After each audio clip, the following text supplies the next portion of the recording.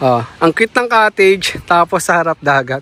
Kagandahan dito mga sadik, malawak yung pinakang seashore nila. At the same time, maraming puno na pwede nyong ma-cover kung kayo ay mag-stay dito. At dagat kasi mahirap pag mainit. Yo, what's up mga sadik? Tom TV is in the house again. At dahil nalalapit na yung summer at gusto nyo maligo sa dagat mga sadik, syempre gusto nyo rin yung mura. At kung napapansin yung dagat, napaka malumanay lang. Maganda yung buhangin, malinis. At kagandahan nito, tignan nyo yung cottage mga sadik. Hey! Ang kulit no? Stig. Yung puno sa paligid, tignan nyo. Alright. Ayan yung dapat hinahanap nyo sa isang beach para at least kung magte-tent kayo, cover na cover kayo. So, dito lang yan mga sadik sa Infanta, Quezon, Dinahican. Ang pangalan ng resort is Magallanes. Sa ibang detalye, nood lang tayo. Let's go! Damn!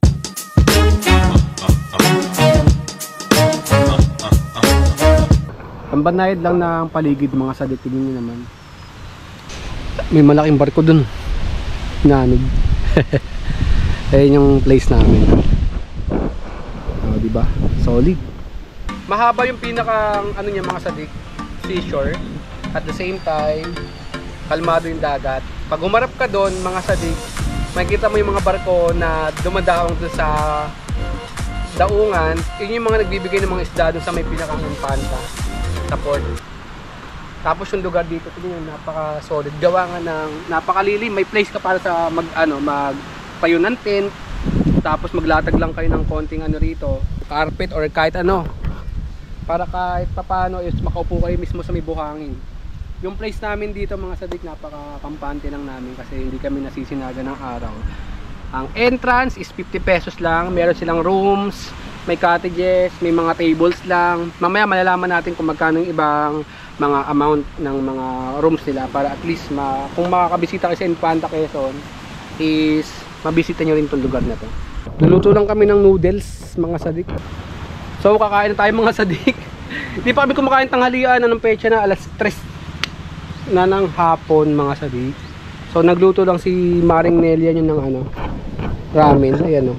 Ramen, tapos may salad lang kami, tinapay. Meadows. Okay na yun, yun lang namin. Tamang trip lang kami ngayong day off ni Mrs. Naganap lang kasi kami ng pwedeng spot na pwedeng magpahinga. Tapos at the same time, busog yung mata natin. So,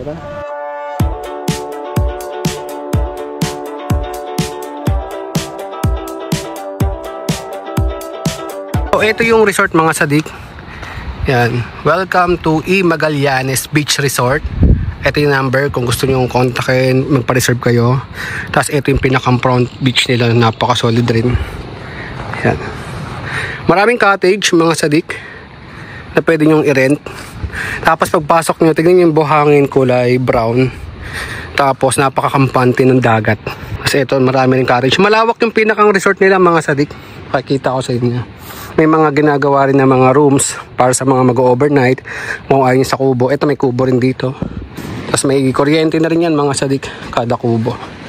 Yan. Sa front dito may 3 cottage. Malawak.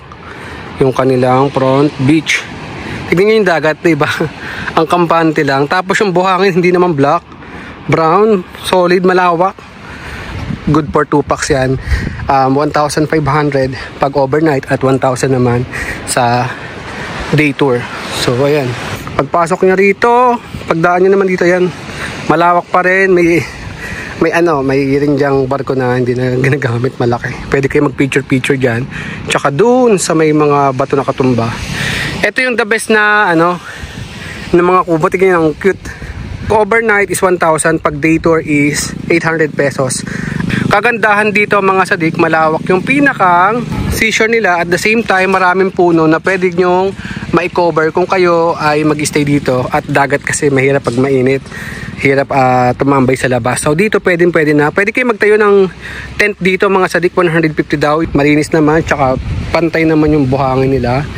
Tapos, ang kagandahan din dito, may mga view na ganyan yung mga barko. Ay, mga barko na yan, mga bangka na yan, pumapalaot yan doon sa pinakang port ng Infanta kasi doon dinadala yung mga isda na nahuli nila sa Pangpang.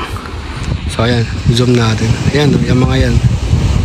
Diba, ang dami. Pero dito sa banda sa atin wala. Harap na yan, ayan. Masarap tumambay.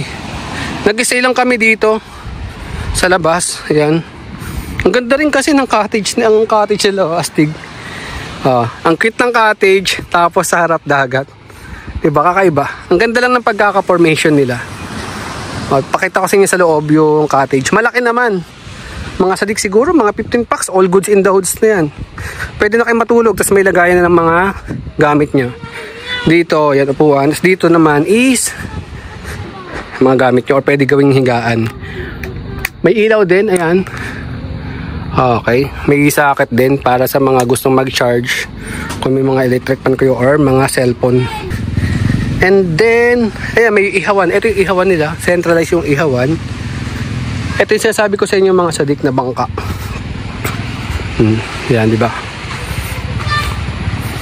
Kulit na. Laki. Taas. Ganda ng puno. Dito kayo maglagay ng tent. Sa mga ilalim niyan. Hindi delikado kasi hindi siya puno ng buko. So, walang babagsak sa inyo. Ito yung ating motor. Dito lang kami nakatambay kanina. Standby lang kami dyan. Yun. Okay. So, sisibat na rin kami mga sadik. Sisibat na rin tayo.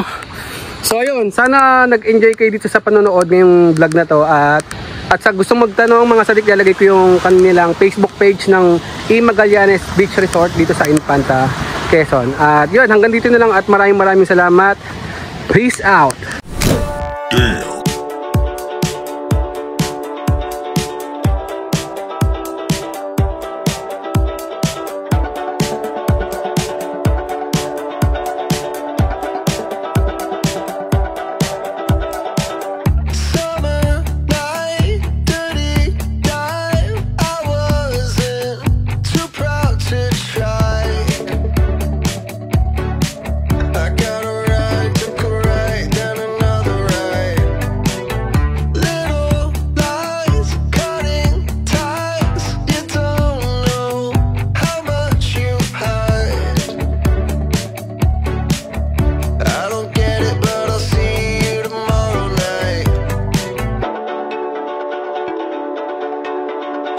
Said it, but I think I can win.